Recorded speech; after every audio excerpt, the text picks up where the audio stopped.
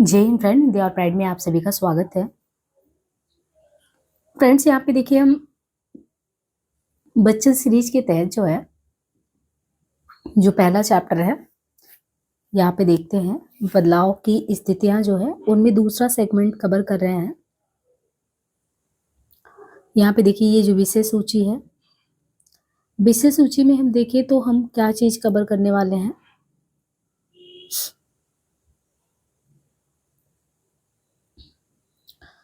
देखिए बदलाव की स्थितियों का जो ये पोर्शन है वो कवर कर चुके हैं। दूसरा चल रहा था आपका इसमें खड़ी बोली का आरंभिक गद्य। खड़ी बोली की हिंदी के संबंध में जो हिंदी हिंदवी रेखता खड़ी बोली, नाथ सिद्ध और निरंजनी संप्रदाय का गद्य, दक्षिणी हिंदी, उत्तर भारत में खड़ी बोली फोर्ट विलियम कॉलेज के बाहर की हिंदी और फोर्ट विलियम कॉलेज की हिंदी। तो यहाँ पे हमें शुरू करना है फोर्ट विलियम कॉलेज से संबंधित क्या हिंदी का कैसे रहा है उनको देखना है। आज जो हमारा टॉपिक इसमें ईसाई मिशन, प्रेस और समाचार पत्र, पाठ पुस्तकें, खड़ी बोली, गद्य का संघर्ष। तो कोशिश ये रहेगी कि आज ये सेगमेंट जो है आपका दूसरा खत्म हो जाए और नेक्स्ट वीडियो हमारा गद्य की प्रतिष्ठा और खड़ी बोली कविता का प्रारंभ से शुरू हो जाए। तो इससे पहले जो है क्लास से पहले हम पिछले क्लास का रिवीजन एक बार देख लेते हैं। यानी खड़ी बोली के आरंभिक से जो भी चीजें शुरू हुई हैं वहां से नोट्स को रिवाइज कर लेते हैं और फिर हम आगे की कड़ी को जोड़ते हुए बढ़ते हैं। ठीक है, आगे की अगर आप देखें शुरुआत से 5 क्लास लगभग हो चुका है। आप नोट्स को साथ में रिवाइज करते चले। नोट्स इसी में ऐड करके हम रिवाइज वैसे भी करा दे रहे हैं तो चीजें आपकी क्लियर होती चलेंगी। देखिए तो हमारा जो है यहाँ से नोट्स रिवाइज हम करते हैं जो हमने पिछला पढ़ा हुआ है, इसमें क्या क्या इंपॉर्टेंट है। देखिए यहाँ पे ये शुरू होता है क्या, सबसे पहले यहाँ पे बात किया गया है ये जो है खड़ी बोली का आरंभिक गद्य। खड़ी बोली के आरंभिक गद्य से शुरुआत होता है जिनमें दिल्ली मेरठ के आसपास की भाषा जिसे अमीर खुसरो और अबुल फजल ने क्या कहा था, देहलवी। तो देहलवी किसे कहा गया था, किसको कहा था, अमीर खुसरो और अबुल फजल ने देहलवी कहाँ को कहा था, दिल्ली मेरठ के आसपास जो बोला जाता था उसे कहते थे। इसके बाद का टॉपिक है हिंदी हिंदवी रेखता खड़ी बोली। हिंदी हिंदवी रेखता खड़ी बोली की पूरी विकास यात्रा को हमने अच्छे से समझाया था। यहाँ पे आपको जो इम्पोर्टेंट पॉइंट है उनको बस देखना है। जैसे हिंदवी और ये हिंदू शब्द का जो प्रयोग है पहले कहते हैं कि मुसलमानों के द्वारा किया गया। ईरानी सम्राट दारा का नाम देते हैं कि दारा के अभिलेख में आपको हिंदू शब्द भारत के लिए मिलता है। और एक नौशेरवा का जिक्र है, नौशेरवा 531 से 579, उनके समय में बताते हैं कि बजरोया है, इन्होंने पंचतंत्र का जो अनुवाद किया है उनकी भूमिका में इसे उन्होंने क्या कहा था, जवानी हिंदी। तो जवानी हिंदी से अनुवाद किया था। खुसरो की जो खालिक बारी रचना है उसमें कहते हैं कि खुसरो की खालिक बारी वैसे तो अप्रामाणिक रचना है, लेकिन आप देखो कि भाषा के अर्थ में उसने जो है हिंदवी पर हिंदुई का प्रयोग मध्य देश की भाषा के संबंध में किया। तो हमें ये ध्यान रखना है, खालिक बारी अप्रामाणिक वैसे, लेकिन हिंदवी पर हिंदुई का प्रयोग के बात करें तो मध्य देश की भाषा के लिए इनका मध्य देश का प्रयोग किया गया है। मध्य देश जो है, मध्य देश को यहाँ के लोग क्या कहते हैं, मध्य देश को यहाँ के लोग भाषा कहते थे। कबीर जैसी तुलसी केसो आदि ने भाषा शब्द का ही प्रयोग किया यहाँ के संदर्भ में। हिंदवी और भाषा दोनों समान अर्थों में प्रयोग होते थे, बस अंतर ये होता था कि जो हिंदवी टर्म का यूज करते थे वो विदेशी मुस्लिम के संबंध में कहा जाता वो करते थे, और जो भाषा का प्रयोग होता था वो यहाँ के हिंदू करते थे और मुस्लिम दोनों लोग करते थे। बस ये है कि विदेशी जो है हिंदवी कहते थे। चंद्रवली पांडे ने हिंदवी को क्या कहा था, ये मुसलमानों की भाषा है, तो चंद्रवली पांडे को ध्यान रखना है। खुसरो के नूहे सिपहर का जिक्र है कि कैसे उन्होंने 11 भाषाओं का उल्लेख किया है जिनमें हिंदवी का नाम नहीं है, तो यानी खुसरो ने देहलवी ही प्रयोग किया है नूहे सिपहर में भी। देहलवी होता क्या था, ऐसा कहते हैं कि देहलवी जैसे लगता था बोलचाल की भाषा थी, और जब कोई हिंदवी का टर्म यूज करता तो लगता है कि हिंदवी जो है साहित्य के लिए प्रयोग किया जाता है। अबुल फजल की रचना का नाम है आईने अकबरी। अबुल फजल की आईने अकबरी में भी अगर देखें तो देहलवी का उल्लेख मिलता है। ये देहलवी का उल्लेख अगर देखें तो दक्षिण में 15वीं शताब्दी में दक्षिणी हिंदी के नाम से विख्यात हो। यही देहलवी दक्षिणी हिंदी के नाम से विख्यात हुआ 15वीं सदी में दक्षिण में। इसके बाद जिक्र किया जाता है शाही मीरा जी का। शाही मीरा जी 1475 ईस्वी, शाही मीरा जी 1475 ईस्वी, शहाबुद्दीन 1583, मुल्ला वजही 1635 ईस्वी आदि ने देहलवी को क्या बोला, हिंदी बोल हिंदी जवा। तो ये शाही मीरा जी है, मुल्ला वजही, इन लोगों ने क्या बोला था, हिंदी बोल हिंदी जवा कहा था। सन 1773 में कहते हैं कि जो सूफी कवि है नूर मोहम्मद, सन 1773 ईस्वी में सूफी कवि नूर मोहम्मद लिखते हैं, हिंदू मत पर पांव न राख्यो काजा बहुते हिंदी भाग्यो। तो सन 1773 ईस्वी में कौन? सूफी कवि। सन 1773 में सूफी कवि नूर मोहम्मद क्या लिखते हैं? हिंदू मत पर पांव न राख्यो काजा बहुते हिंदी भाग्यो। इसके बाद है नासिक, सौदा, नौसिक, ये है नौसिक है, सौदा है और मीर है। इन्होंने अपने शेरों को हिंदी का शेर कहा। तो किसने? नौसिक, सौदा और मीर ने अपने शेरों को क्या कहा? हिंदी का शेर। गालिब जो है, गालिब ने अपने जो उनके गीतों में उर्दू हिंदी रेखता को कई स्थानों पर एक ही अर्थ में प्रयोग किया है, यानी वो अलग नहीं समझते हैं। फोर्ट विलियम कॉलेज को हिंदी, यानी जो फोर्ट विलियम कॉलेज है उसके हिंदी अध्यापक गिल क्राइस्ट हिंदी, हिंदुस्तानी, उर्दू और रेखता आदि को समान अर्थों में प्रयोग करते हैं। तो फोर्ट विलियम कॉलेज के कौन है? हिंदी अध्यापक गिल क्राइस्ट है। उन्होंने हिंदी है, हिंदुस्तानी है, उर्दू है और रेखता। तो गिल क्राइस्ट हिंदी, हिंदुस्तानी, उर्दू और रेखता इनके सभी के लिए समान अर्थ, यानी सबके समान अर्थ समझते हैं। 1812 ईस्वी में कैप्टन टेलर हैं, तो 1812 ईस्वी में कैप्टन टेलर ने फोर्ट विलियम कॉलेज के वार्षिक विवरण में क्या लिखा है? उन्होंने लिखा है, मैं केवल हिंदुस्तानी या रेखता का जिक्र कर रहा हूँ जो फारसी लिपि में लिखी जाती है, मैं हिंदी का जिक्र नहीं कर रहा। तो यहाँ पे इन्होंने साफ कह दिया था कि मैं किसका? मैं केवल हिंदुस्तानी या रेखता का जिक्र कर रहा हूँ जो फारसी लिपि में लिखी जाती है। मैं किसका नहीं जिक्र कर रहा हूँ? मैं हिंदी का जिक्र नहीं करा, जिसकी क्या है? अपनी लिपि है। ग्रियर्सन ने राजस्थानी को गुजराती के तहत माना है। तो किसने? ग्रियर्सन जो है, ग्रियर्सन ने राजस्थानी को गुजराती के अंतर्गत माना है। और राजस्थानी की जो रुंडाड़ी और मेवाती, ये गुजराती की अपेक्षा कहते हैं कि हिंदी के निकट है। तो राजस्थानी की टूंडाहाड़ी और मेवाती गुजराती की क्या अपेक्षा? हिंदी के ज्यादा निकट है। इसके बाद जो नाथ सिद्धो निरंजनी संप्रदाय है, इनके गद्य से हिंदी में क्या फायदा हुआ हिंदी के प्रचार प्रसार में? तो कहते हैं कि खड़ी बोली में साहित्य की रचना आपको देखें तो 13वीं सदी में शुरू हुआ। 13वीं सदी में ऐसा है कि पूर्वाभास 8वीं 9वीं में मिल जाता है, लेकिन 13वीं में मानते हैं कि शुरू हुआ। और उसमें भी किसका जिक्र आता? उद्योतन सूरी ने लिखा था कुलयमाला कथा 778 में, उसमें एक हाट प्रसंग का जिक्र मिलता है। फिर कहते 16वीं सदी में अगर देखें तो 16वीं सदी तक खड़ी बोली गद्य परंपरा का कोई प्रमाणिक स्रोत नहीं मिला, यानी 8वीं 9वीं में जिक्र हुआ। 13वीं सदी में लगता है कि हाँ शुरू हुआ। उद्योतन सूरी का 778 में एक रचना भी वहां पे हाट प्रसंग का जिक्र आया। 16वीं सदी तक प्रमाणिक कुछ नहीं मिला। इसके बाद प्रोफेसर हामिद हसन कादरी ने उर्दू साहित्य के इतिहास में 14वीं सदी के किसी ख्वाजा सैयद अशरफ जहांगीर समनीनी की सूफी मत जो विषयक रचना है उसका वो उल्लेख करते हैं। और यहाँ पे फिर बताया जाता है कि नाथ सिद्धो और निरंजनी संप्रदाय के साधुओं की प्राप्त गद्य रचनाओं में गेशोस, गोसठ, गोरख, गणेश गुष्टी, महोदय गोरख गुष्टी, गोरक्षा, सतम, टिप्पण, पर्वतसिद्ध, ये इसे कहा गया और इनमें भोगुल पुराण विशेष रूप से उल्लेखनीय है। 17वीं सदी की बात करें तो 17वीं सदी के उत्तरार्ध और 18वीं सदी की जो रचनाएं हैं उनमें गणेश गोसठ या गोरस गणेश गुष्टी, इनकी प्रतिलिपियां किसने? पड़तवाल जी को प्राप्त हुई थी। नाथ सिद्धों की बानियां पुस्तक के परिशिष्ट में देखें तो नाथ सिद्धों की बानियां पुस्तक के परिशिष्ट में हजारी प्रसाद द्विवेदी ने श्री पर्वत सिद्ध का कहया भूगोल पुराण नामक गद्य रचना संकलित किया।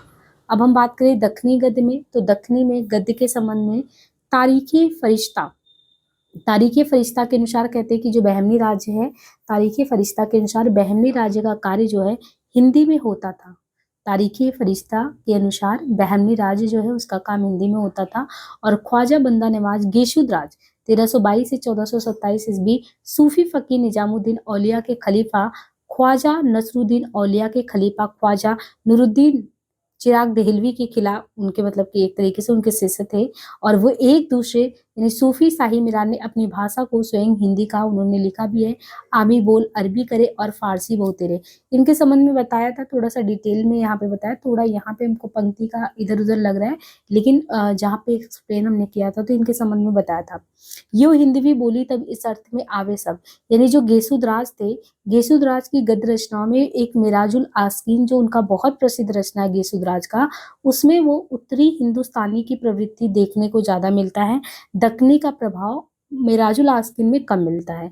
दक्षिणी गद्य की सर्वाधिक प्रमाणित रचना आप मिराजुल आस्कीन को मान सकते हैं, किसका? गेसुद्राज के। मुल्ला वजही का नाम हमने सुना, मुल्ला वजही की सबरस करके रचना है, ये मसनवी शैली में लिखा हुआ है और ये सूफी प्रेम कथा है। इसका गद्य भी कहते हैं वृत्त गंधी है। लोकोक्ति और मुहावरों का प्रचुर मात्रा में मुल्ला मजही की सबरस में देखने को मिलता है। अब जो खड़ी बोली है, इसका उत्तर भारत में खड़ी बोली का प्रचार प्रसार का क्या रहा है? तो आचार्य शुक्ल जो है, रामचंद्र शुक्ल, इन्होंने अकबर के समय की एक रचना गंग कवि की जो चंद चंद बन्नन की महिमा, उसका जो उल्लेख किया है, वो रचना वैसे प्रमाणिक नहीं माना जाता, अप्रामाणिक माना जाता है। क्यों? क्योंकि ये इसलिए जाली ग्रंथ कहते हैं। नूरुद्दीन जहांगीर का नाम था, वो अकबर का नहीं, ऐसा मिलता है। तो कहते हैं कि जो अकबर के संबंध में बात कही जा रही है, यहाँ पे जो नूरुद्दीन जिक्र किया गया, ये जहांगीर का नाम था, अकबर का नहीं। और शुक्ल जी ने फिर रामप्रसाद निरंजनी की जो भाषा योग वशिष्ठ को माना है, तो बच्चन जी कहते हैं जो भाषा वशिष्ठ को माना गया संवत 1768 को, बहुत साफ सुथरी खड़ी बोली में जो ये लिखा गया बताया जाता है। इस ग्रंथ को ये देखकर स्पष्ट हो जाता है कि मुंशी सदासुख और लल्लू लाल से 62 वर्ष पहले खड़ी बोली गद्य में अच्छे परिमार्जित रूप में है, ऐसा शुक्ल जी को लगता है भाषा योग वशिष्ठ को देख के। दक्षिणी हिंदी में अरबी फारसी शब्दों का बहुतायत प्रयोग हुआ है। दक्षिणी हिंदी में अरबी फारसी शब्दों का प्रचुर मात्रा में प्रयोग हुआ है, किंतु जो योग वशिष्ठ है, वो भाषा में उनका स्पर्श तक नहीं हुआ है उनका। तो खड़ी बोली के संबंध में एक तरीके से योग वशिष्ठ को शुक्ल जी मानते हैं कि बहुत पहले, आप देखो फोर्ट विलियम नहीं आते, इसके बहुत पहले कम से कम खड़ी बोली में अच्छे से काम हुआ है। सन 1766 यानी संवत 1823 में दौलत राम जैन का पद्म पुराण वचिनका करके है इनका, और ये जैन पद्म पुराण का भाषानुवाद है। इसमें जैन पद्धति से राम कथा का जो है वर्णन किया गया है। गुरुमुखी योग वशिष्ठ की भाषा भी 18वीं सदी के उत्तरार्ध की ही है।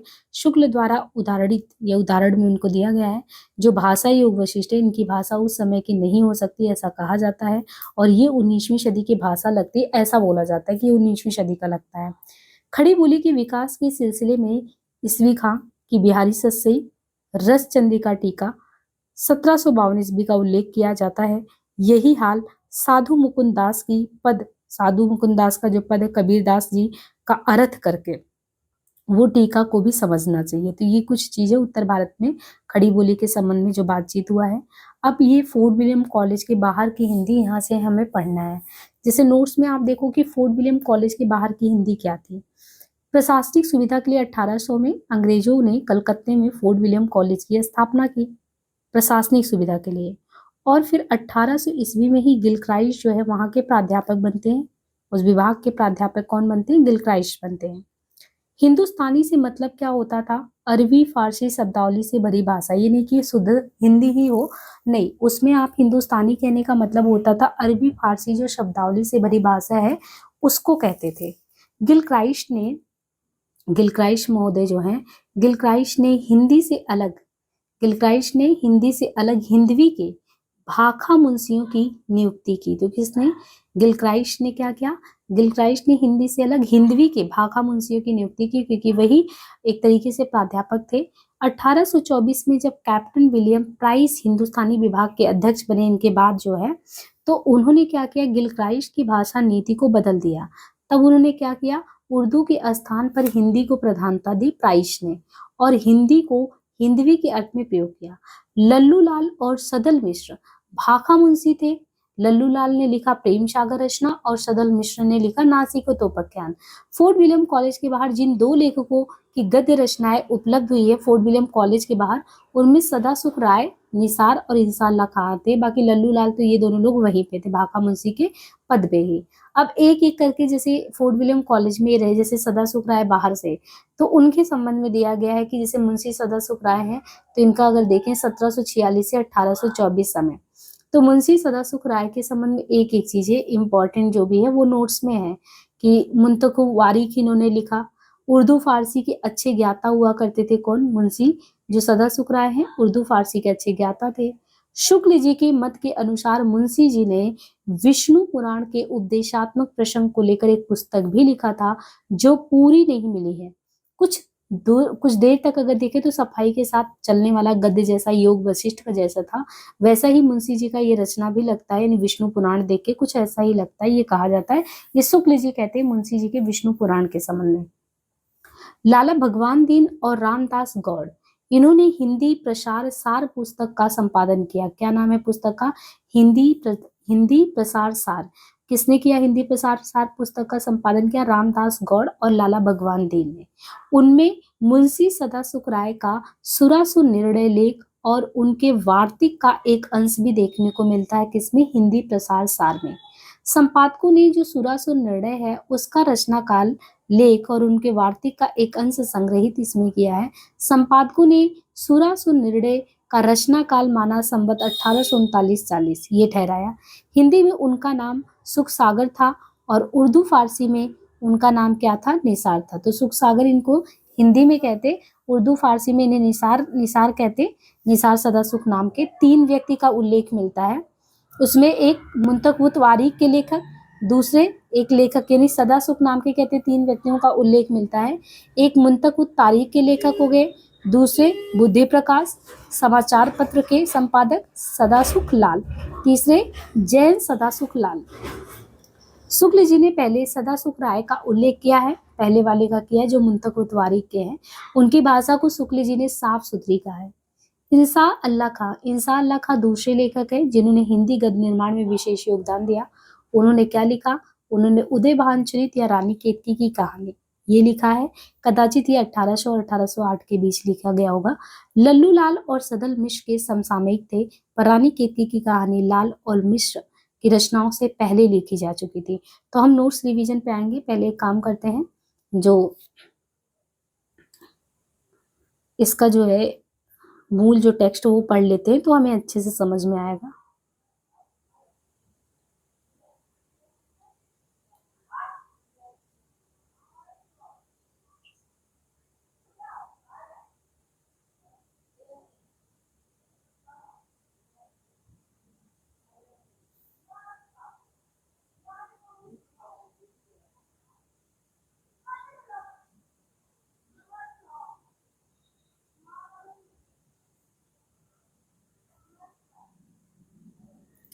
देखिए यहाँ से हमें कवर करना था, ठीक है।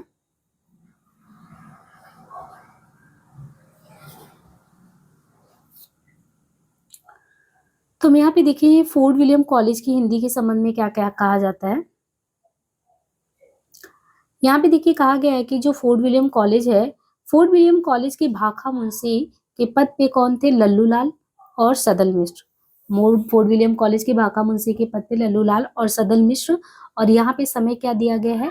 1763 से दिया गया 1835।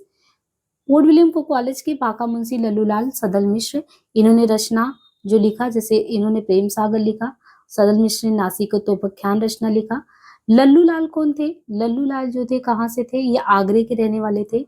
और लल्लू लाल जो आगरे के रहने वाले थे ना, ये जीविका की खोज में ये सन 1786 में मुर्शिदाबाद पहुंचे। और वहां पे पहुंचे तो जब मुर्शिदाबाद आगरा ये पहुंचते हैं ना, मतलब लल्लू लाल जब आगरा के रहने वाले थे, मुर्शिदाबाद एक तरीके से जीविका के खोज में पहुंचते हैं और मुबारक उद्दौला के संपर्क में वहां आते हैं।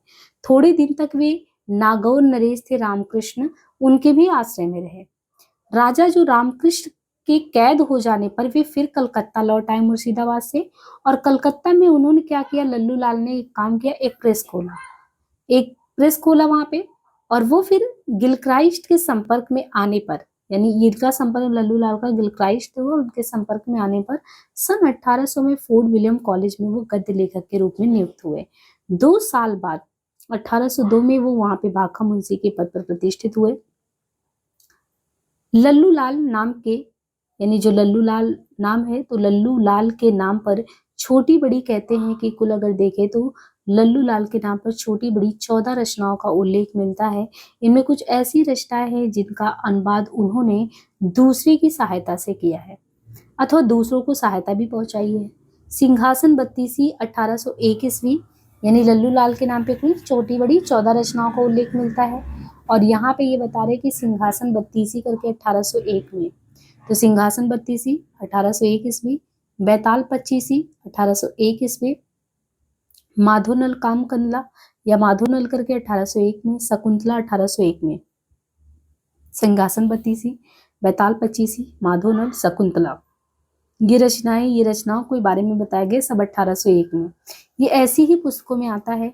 इन चारों पुस्तकों को लिखने में जो लल्लू लाल है तो चारों पुस्तकों को लिखने में लल्लू लाल की मांग पर कॉलेज ने उनके हेल्प के लिए, उनकी सहायता के लिए 2 फारसी दामे मजहर अली खान विला और काजिम अली जमा को नियुक्त किया। उन्होंने एक बात स्वयं लिखी है, उन्होंने 2 शायर मेरे लिए तैनात किए, मजहर अली खान विला को, काजिम अली जमा को। 1 बरस में 4 पोथी का तर्जुमा यानी अनुवाद ब्रज भाषा से रेखती की बोली में किया लल्लू लाल जी ने। सिंहासन बत्तीसी, बैताल पच्चीसी, शकुंतला नाटक और माधोनल। 4 सिंहासन बत्तीसी, बैताल पच्चीसी, शकुंतला नाटक और माधोनल। जो सिंहासन बत्तीसी था, ये सुंदर दास की ब्रज भाषा रचना का। जो बैताल पच्चीसी है, ये सूरत कवीश्वर की ब्रजभाषा रचना का। जो शकुंतला नाटक है, ये नेवाड़ा की ब्रजभाषा रचना का। और ये जो माधोनल है, माधोनल मोतीराम की ब्रजभाषा रचना का अनुवाद है। तो यहाँ पे बहुत इंपॉर्टेंट सारे पॉइंट निकल के आ रहे हैं। जैसे हम लोग किसके बारे में पढ़ रहे हैं अभी, लल्लू लाल के बारे में। तो लल्लू लाल कहाँ के थे, आगरा के रहने वाले थे। जीविका की खोज में कहाँ गए, मुर्शिदाबाद गए। और फिर वो वहाँ पे मुबारक-उद-दौला के संपर्क में आए। थोड़े दिन वे नागौर नरेश रामकृष्ण के आश्रम में रहे। फिर उनके कैद हो जाने पे कलकत्ता वापस आ गए। फिर इन्होंने एक प्रेस खोला। फिर 1800 में ये फोर्ट विलियम कॉलेज में आए गद्य लेखक के रूप में। फिर 2 साल बाद यानी 1802 में भाखा मुंशी के पद पे हुए। जब वे भाखा मुंशी के पद पे हुए, कुल रहते हुए 14 छोटी बड़ी 14 रचनाओं का उल्लेख मिलता है, जिनमें 4 रचनाओं में सिंहासन बत्तीसी, बैताल पच्चीसी, माधोनल, शकुंतला, ये चारों ही 1801 में हैं। और इसके लिए इनको 2 फारसीदा मजहर अली खान विला और काजिम अली जमा को नियुक्त किया गया कि उनकी हेल्प करें। ये बात वो खुद बताते हैं। फिर ये बताते हैं कि जैसे जो सिंहासन बत्तीसी है वो सुंदर दास की ब्रजभाषा रचना, बैताल पच्चीसी सूरत कवीश्वर की ब्रजभाषा रचना, शकुंतला नाटक नेवाड़ा की ब्रजभाषा रचना, और जो माधोनल है वो मोतीराम की ब्रजभाषा रचना, इनका अनुवाद है। उन्होंने जो स्वयं रचनाएं अनुदित या संग्रहित की, वो खुद जो अनुवाद कर रहे हैं या संग्रहित कर रहे हैं, उनमें कौन कौन से आते हैं। तो उन्होंने स्वयं जो रचनाएं अनुवाद किया है या जिनको संग्रहित किया है, वो कौन से हैं। उनमें आता है राजनीति अथवा वार्तिक, है ना, राजनीति अथवा वार्तिक। और राजनीति 1802 ये बताया गया। हितोपदेश का ब्रजभाषा गद्य अनुवाद है। दूसरा ओरिएंटल फेबलिस्ट का ब्रजभाषा गद्य में रूपांतर 1802 में। प्रेम सागर या नागरी दशम करके 1803 से 9 में। चतुर्भुज मिश्र के भागवत पुराण के 10वें स्कंद के ब्रजभाषा अनुवाद का खड़ी बोली में अनुवाद है। एक है लतायपी हिंदी नकलियात 1810 में। खड़ी बोली ब्रजी और हिंदुस्तानी की 100 लघु कथा और टेल्स का संग्रह है। लल्लू लाल ने इनका संपादन प्रकाशन किया। 5वां भाषा कायदा 1811 ईस्वी, भाषा कायदा 1811 ईस्वी, ब्रजभाषा व्याकरण, सभा विलास 1815, ब्रजभाषा काव्य संग्रह, माधव विलास 1817, ब्रजभाषा में लिखा गया चंपू। लाल चंद्रिका देखें तो 1818 में। बिहारी सस्से की खड़ी बोली में टीका लाल चंद्रिका। ग्रियर्सन ने उनके मसादिरे भाषा तथा तासी ने विद्या दर्पण पुस्तक का उल्लेख किया है। खड़ी बोली गद्य की दृष्टि से उनकी 5 पुस्तकें विचारणीय है। तो कौन सी पुस्तकों को आपको विचार में लाना है, खड़ी बोली गद्य की दृष्टि से अगर देखें तो खड़ी बोली गद्य की दृष्टि से उनकी 5 पुस्तकें जो विचार योग्य हैं, उनमें आता है सिंहासन बत्तीसी, बैताल पच्चीसी, माधोनल, शकुंतला और प्रेम सागर। तो खड़ी बोली गद्य की दृष्टि से 5 पुस्तकों में विचारणीय में है सिंहासन बत्तीसी, बैताल पच्चीसी, माधोनल, शकुंतला और प्रेम सागर। पहली 4 पुस्तकों के संबंध में बात करें तो पहली 4 पुस्तकों को लल्लू लाल ने रेखते की बोली कहा। पहली जो 4 पुस्तकें हैं सिंहासन बत्तीसी, बैताल पच्चीसी, माधोनल, शकुंतला, इनको रेखते की बोली कहा है। आचार्य रामचंद्र शुक्ल की दृष्टि में उनकी भाषा कैसी है, तो शुक्ल की दृष्टि में उनकी भाषा क्या है, उर्दू है। गारसा दत्तासी ने लल्लू लाल को उन पुस्तकों की रचना में केवल सहायक माना है कि इन्होंने गारसा दत्तासी ने कहा कि ये जो पुस्तक है इनकी जो रचना हुई केवल सहायक। माधोनल और शकुंतला की भाषा उर्दू है। पर क्या सिंहासन बत्तीसी और पच्चीसी के संबंध में भी ये बात सच है, इन दोनों पुस्तकों को ना तो हिंदी साहित्य के इतिहास में कहते हैं स्थान मिलता है, न उर्दू साहित्य के। इस निष्कर्ष पर हम पहुंच सकते हैं कि इनकी भाषा में बोलचाल के शब्द हैं। बैताल पच्चीसी की भूमिका इनकी भाषा को उर्दू भाषा घोषित करती है, पर वो हिंदी के अधिक निकट है। तो कौन सा ये कहते हैं जो बैताल पच्चीसी है ना, इनकी भूमिका को देखेंगे तो इसकी भाषा को उर्दू भाषा घोषित करती, पर वो हिंदी के ज्यादा निकट है। ये बातें करते थे कि इतने में साँझ हुई, उसे अच्छा भोजन दिया और उसने ब्यालू किया। तो कुछ इस तरीके से इस लैंग्वेज में है। और बैताल पच्चीसी को कहते हैं कि ये 18वीं कहानी, 18वीं। सन 1800 अगर देखें तो यहाँ पे दिया गया है सन 1896 ईस्वी। सन 1896 में सिंहासन बत्तीसी की भूमिका में उनके संपादक सैयद अब्दुल्ला ने इनकी भाषा के संबंध में यानी सिंहासन बत्तीसी की भूमिका में उनके संबंध में लिखा है कि जिस भाषा में सिंहासन बत्तीसी लिखी गई है वो हिंदी, हिंदुस्तानी, संस्कृत, फारसी और अरबी मिश्रित भाषा है। इतना मिक्स है पर प्रधानता उसमें भी हिंदी तत्व की है। इसमें वैसे अरबी फारसी शब्द प्रयोग में आए हैं जो सामान्य व्यवहार में प्रचलित है और वस्तुतः घरेलू शब्द बन चुके हैं। हिंदी इनके अलावा और है क्या? सिंहासन बत्तीसी की भाषा का नमूना भी यहाँ पे दिया गया है। जैसे तीनों लोकों में हंगामा मचा कि राजा वीर विक्रमाजित का काल हुआ।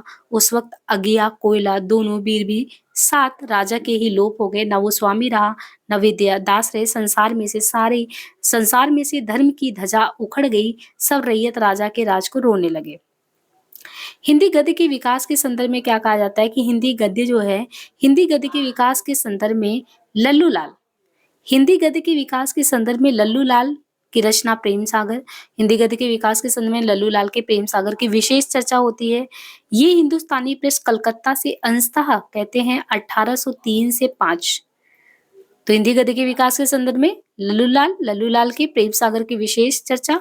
ये हिंदुस्तानी प्रेस कलकत्ता से अंशतः 1803 से 5 में और पूर्णतः अगर यही टाइम देखें इसका तो 1825 ईस्वी में ये प्रकाशित हुआ। इसकी रचना का उद्देश्य क्या था? यानी अगर प्रेम सागर लिखा गया, इसकी रचना का उद्देश्य करें कि हिंदी यानी खड़ी बोली से लोगों को परिचित कराना था। लल्लू लाल ने इसमें यामनी भाषा को छोड़ने का प्रयास किया। किसमें? इसी में कहते हैं कि लल्लू लाल ने यामनी भाषा को छोड़ने का प्रयास किया। यद्यपि यामनी भाषा ने उन्हें पूर्णतः कभी नहीं छोड़ा, लेकिन उन्होंने प्रयास किया। खड़ी बोली गद्य की दृष्टि से अगर देखें तो प्रेम सागर का कोई खास महत्व नहीं, इसको समझना है। कह रहे हैं कि खड़ी बोली गद्य की दृष्टि से प्रेम सागर का कोई खास महत्व नहीं है। इसका ब्रज भाषा रंजित वृत्त गंधी गद्य न इंसा की खड़ी बोली की तरह साफ सुथरा है और न बैताल पचीसी और सिंहासन बत्तीसी की तरह खरा है। आचार्य शुक्ल ने उसके गद्य को कथावार्ता का काम का कहा है। इसको ध्यान रखिए, ये पूछा जा सकता है क्योंकि ये शुक्ल जी का स्टेटमेंट है। उन्होंने किसके बारे में कहा है? जो कि लल्लू लाल का प्रेम सागर वैसे प्रसिद्ध रचना है, लेकिन उन्होंने तुलना किया कि इसका जो है कोई प्रेम सागर का कोई खास महत्व नहीं है। इसका ब्रज भाषा रंजित वृत्त गंधी गद्य न इंसा की खड़ी बोली की तरह साफ सुथरा है, न बैताल पचीसी और सिंहासन बत्तीसी की तरह खरा। और इतना ही नहीं, शुक्ल ने उसके गद्य को कथावार्ता के काम का भी कहा है। इसका एक नमूना भी दिया है कि इस बात के सुनते ही श्री कृष्ण जी ने हंसते हंसते सत्यजीत से कहा, ये मणि राजा जी को दो और संसार में जस बढ़ाई लो। तो ये कुछ यहाँ पे आपको दिया है कि ऐसे आपको पहचानना है। तो स्पष्ट ये है कि प्रेम सागर जो है रचना लल्लू लाल का, वो केवल ब्रजभाषा रंजित ही नहीं है। इनमें कहते हैं कि शब्द रूपों की भी अनिश्चितता आपको देखने को मिलता है। और एक और आरोप लगता है कि प्रेम सागर में जो है शैली पर पंडिताओपन की गहरी छाप है। मुहावरों का वैसा प्रयोग नहीं हुआ है जैसा इनकी रचना वैताल पचीसी और सिंहासन बत्तीसी में दिखता है। सच तो ये है कि उन्हें ना कहते हैं कि ना संस्कृत का ज्ञान था ना ब्रजभाषा का, इसलिए ना तो वे मूल ग्रंथों का मर्म समझ पाते और ना अनुवादों की भाषा को ही औचित्यपूर्ण ढंग से ठहरा पाते। तो फोर्ट विलियम कॉलेज के लल्लू लाल के संबंध में जो भी बातें कही गई, अब दूसरे इनके भाखा मुंशी सदल मिश्र हैं। दूसरे भाखा मुंशी सदल मिश्र के बारे में कि जन्म इनका अनुमान लगाया जा रहा है कि इनका जन्म अगर देखें तो 1768 है ना, और 1800 अगर देखें 48 तो शाहाबाद जिले के घुड़िया गांव के निवासी थे ये। उक्त कॉलेज के तत्वावधान में सन 1803 में उन्होंने चंद्रावती अथवा नासिकेतोपाख्यान को संस्कृत से जो है खड़ी बोली में अनुवाद किया। अब 1803 में उन्होंने आध्यात्म रामायण का जो है रामचरित अथवा आध्यात्म रामायण नाम से अनुवाद किया। ये दोनों ग्रंथ सदल मिश्र जो ग्रंथावली उसके रूप में बिहार राष्ट्र भाषा परिषद पटना से प्रकाशित हुआ है। तो ये दूसरे भाखा मुंशी सदल मिश्र का काम है। जो ये इन्होंने संस्कृत से जो खड़ी बोली में अनुवाद किया नासिकोतोपाख्यान, वो प्रतिष्ठा नहीं प्राप्त हुई जो प्रेम सागर को मिला, यानी लल्लू लाल के प्रेम सागर को उतनी प्रतिष्ठा कहते हैं नासिकोतोपाख्यान को नहीं मिला। कॉलेज के पाठ्यक्रम में उसे नहीं रखा गया। इसका कारण कदाचित ये था कि इनकी भाषा हिंदुस्तानी के मेल में था ही नहीं।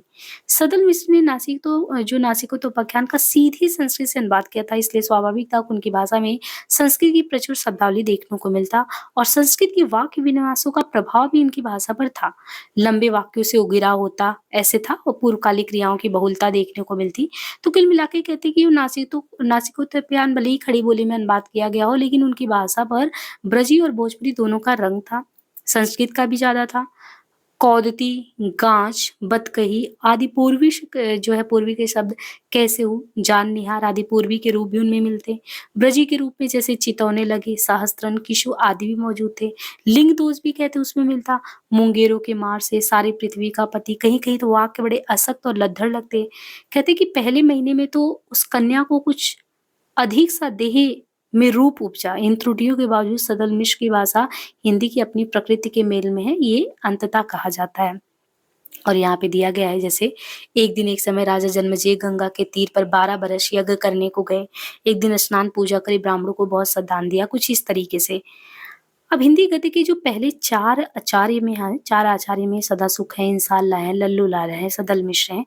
इनको गद्य के महत्व के संबंध में विद्वानों में लेके मतभेद है कि किसका बहुत ज़्यादा योगदान है, किसका कम है। अब श्याम सुंदर दास इनके मत के अनुसार श्याम सुंदर कहते हैं कि मेरे हिसाब से जो इंसाल्लाह खां हैं, इनका स्थान पहला होना चाहिए, जिन्होंने गद्य के प्रचार-प्रसार में जिनका योगदान अहम रहा। दूसरे नंबर पे रखते हैं सदल को, तीसरे पे लल्लू को और इस तरीके से रखते हैं, यानी पहले पे इंसाल्लाह, दूसरे पे सदल, तीसरे पे लल्लू लाल को। लेकिन शुक्ल जी कहते हैं कि जो ये श्याम सुंदर बात कर रहे हैं, ये कह रहे हैं कि देखो भाई, गद्य की एक साथ परंपरा चलाने वाले ये जो चारों लेखक हैं, उन लेखकों में से आधुनिक हिंदी का पूरा-पूरा आभास मुंशी सदासुख और सदल मिश्र, सदासुख और सदल मिश्र इनकी भाषा में ही मिलता है। ये बात किसने कही है, इसलिए ध्यान देना है। शुक्ल जी ने कहा कि चारों लोग मिलके चला रहे हैं, बात तो समझ में आ रहा है। लेकिन हम पहले दूसरे श्याम सुंदर दास की तरह पहले दूसरे तीसरे की बात करने के बजाय हम सीधे पॉइंट पे ये बात कर रहे हैं कि मेरे हिसाब से बात क्या समझ में आ रहा है। तो उनके हिसाब से कह रहे हैं कि मुझे हिंदी का पूरा-पूरा आभास सदासुख में सदल मिश्र की भाषा में मिल रहा है। व्यवहार उपयोगी इन्हीं की भाषा है। तो व्यवहार उपयोगी भाषा शुक्ल जी ने किसकी कही है? सदल मिश्र नासिकोपख्यान वाले और सदासुख की, इन्हीं की कही है, लल्लू लाल की नहीं, इंशाल्लाह या लल्लू की नहीं कही, इसको ध्यान रखना है। व्यवहार उपयोगी इन्हीं की भाषा ठहरती। इन दो में भी जो मुंशी सदासुख हैं, दोनों में से मुंशी सदासुख जो हैं, उनकी साधु भाषा ज्यादा महत्व की, तो एक पे आके टिक है। कहते हैं कि मैंने पहले ही संकेतित किया है कि शुक्ल जी ने सदासुख के संबंध में जो निर्णय लिया है, उनका आधार अप्रामाणिक है। अब ये कौन कहेगा? बच्चन जी, कि मैंने पहले ही संकेत दिया जो शुक्ल जी सदासुख पे आके टिके, वो मुझे सही नहीं लगता, अप्रामाणिक। और ये जो इंसा है, इंशाल्लाह का, इंसा की शब्दावली ठेठ हिंदी की है, किंतु उनका ढांचा हिंदी की प्रवृत्ति के बहुत अनुकूल नहीं पड़ता। जैसे रानी केतकी की कहानी उन्होंने लिखा, तो रानी केतकी की कहानी हिंदी उर्दू शैली है, उस पर दरबारी शैली की गहरी छाप है, इसमें कोई डाउट नहीं है कि ठीक है, रानी केतकी की कहानी इंसान ने लिखा, वो हिंदी के बहुत अनुकूल नहीं है। क्यों? क्योंकि हिंदी उर्दू शैली, दरबारी शैली जो है उसका गहरा छाप है। लेकिन बात की हिंदी ने उनकी भाषा को तो ग्रहण किया, उनकी शैली को नहीं। बात की भाषा को तो ग्रहण किया ना, बात की हिंदी ने, शैली को नहीं। जो रही बात सदल की, सदल मिश्र की भाषा शैली में हिंदी की अपनी प्रकृति तो है। यदि उनमें अरबी फारसी के शब्दों को रखा भी जाए तो भी हम हिंदी ही कहेंगे। और ये लल्लू लाल की प्रेम सागरी हिंदी, हिंदी का हिंदी गद्य के निर्माण में उल्लेख योग नहीं है, बल्कि पैताल पचीसी सिंहासन परदेसी की भाषा का ढांचा भी हिंदी का है। केवल अरबी फारसी के शब्दों के कारण उन्हें हिंदुस्तानी मानने का कोई तुक नहीं है। हिंदी गद्य के विकास में अपने अपने ढंग से सभी का योग है, पर जो सदल मिश्र हैं, उनका महत्व ज्यादा है, सदल मिश्र का ज्यादा है। वो कौन? शुक्ल जी किसको कह रहे हैं? सदासुख का ज्यादा है, ये कह रहे हैं सदासुख का है। और यहाँ पे क्या निकल के आ रहा है कि सदल मिश्र का महत्व अपेक्षाकृत ज्यादा है। सुरासुर निर्णय के आधार पर सदासुख का महत्व निर्विवाद है। ये इन्होंने बाद में इन्होंने भी इस चीज को एक्सेप्ट किया है कि जो सुरासुर निर्णय है, ये रचना के आधार पे अनडाउटली कह सकते हैं कि सदासुख का भी महत्व है, लेकिन सदल मिश्र का भी अपेक्षाकृत महत्व ज्यादा है।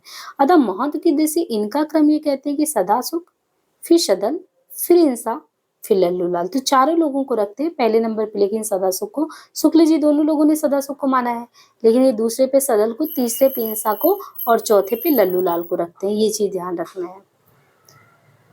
अब यहाँ पे ईसाई मिशनरी जो है, ईसाई मिशनरी कहते हैं कि यदि राजकाज के लिए सरकारी स्तर पर हिंदी गद्य का निर्माण और प्रसार फोर्ट विलियम कॉलेज कर रहा था, तो ईसाई धर्म अपने प्रचार के लिए आए थे, और ईसाई मिशन भी हमारे गद्य के निर्माण में योगदान दे ही रहे थे। इस धर्म में धर्म प्रचार के लिए ईसाई मिशनरी बराबर आते ही थे, और वो लोग बाइबिल जो उनका था, क्योंकि लोगों तक पहुँचाना था, कन्वर्जन कराना था, तो ये बाइबिल जो है, बाइबिल की हिंदी अनुवाद का काम जो है, ये कलकत्ता के पास जो है, वहीं पे श्री रामपुर में स्थापित एक डेनिश मिशन, इसको इन लोगों ने शुरू किया। किसके? बाइबिल के हिंदी अनुवाद के लिए, कि बाइबिल का हिंदी अनुवाद हो। कलकत्ते के पास श्री रामपुर में स्थापित डेनिश मिशन, उसमें जो केरे हैं, मार्समैन है और वार्ड, इन लोगों ने क्या किया, 1799 में इसकी नींव डाली थी, केरे, मार्समैन और वार्ड ने। पर इस त्रयी में जो केरी थे, उनकी भूमिका सबसे ज्यादा महत्वपूर्ण था। केरे जो थे, उनको गिलक्राइस्ट की हिंदुस्तानी कृति नकली सा लगता। केरे महोदय जो थे, इनको गिलक्राइस्ट जो थे, इनकी जो हिंदुस्तानी थी वो नकली लगती, इसलिए वो धन प्रचार की दृष्टि से उसने इसे उपयोगी नहीं समझा। वे यहाँ आने के पहले काम चलाऊ हिंदी सीख चुके थे। किसकी बात कर रहे हैं? केरे को गिलक्राइस्ट की हिंदुस्तानी नकली लगता और धर्म प्रचार की दृष्टि से उसने इसे उपयोगी भी नहीं समझा कि उपयोगी है, और वो आने से पहले यहाँ हिंदी सीख चुके थे, वे काम चलाओ। 2 मुंशियों की मदद लिए और बाइबिल का हिंदी अनुवाद सन 1811 में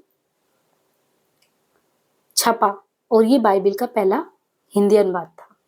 सबसे पहले जो केरे महोदय हैं, इन्होंने हिंदी की प्रकृति को अलग किया। हिंदी की प्रकृति अलग है। अपने अनुवाद की चौथी संस्करण में उनका कहना है, हम हिंदुस्तानी की उस बोली को हिंदुई या हिंदी समझते हैं जो मुख्यतः संस्कृत से बनी है। इन्होंने जड़ पकड़ लिया। अरबी फारसी बहुल वाली की बात नहीं कर रहे हैं केरे, ये कह रहे हैं हम हिंदुस्तानी की उस बोली को हिंदू या हिंदुई मानेंगे जो संस्कृत से बना है। और ये जो मुस्लिम है, मुसलमानों के आने के पहले जो संपूर्ण हिंदुस्तान में, यानी जो शुद्ध हिंदी बोला जाता था संस्कृत निष्ठ, ये अब भी बहुत व्यापक क्षेत्र में समझा जाता है, विशेषकर जनसाधारण के मध्य में। तो ये कहना था केरे को। केरे की बात फिर चेम्बरलेन की बात आती है। चेम्बरलेन ने भी हिंदी की अपनी प्रकृति को समझने की कोशिश की। उसने हिंदी की विभिन्न शैलियों में चलती हिंदुस्तानी, चलती नागरी, संस्कृत निष्ठ हिंदुस्तानी, ग्राम्य सदबहुल हिंदी को हिंदवी कहा चेम्बरलेन ने। मतलब ये है कि जो चेम्बरलेन है, चेम्बरलेन ने भी उर्दू को हिंदी की एक शैली माना। यदि विभिन्न कालों में, जैसे 1811 में पहली बार बाइबिल का अनुवाद हुआ, 1818 है, या 2134 में किए गए,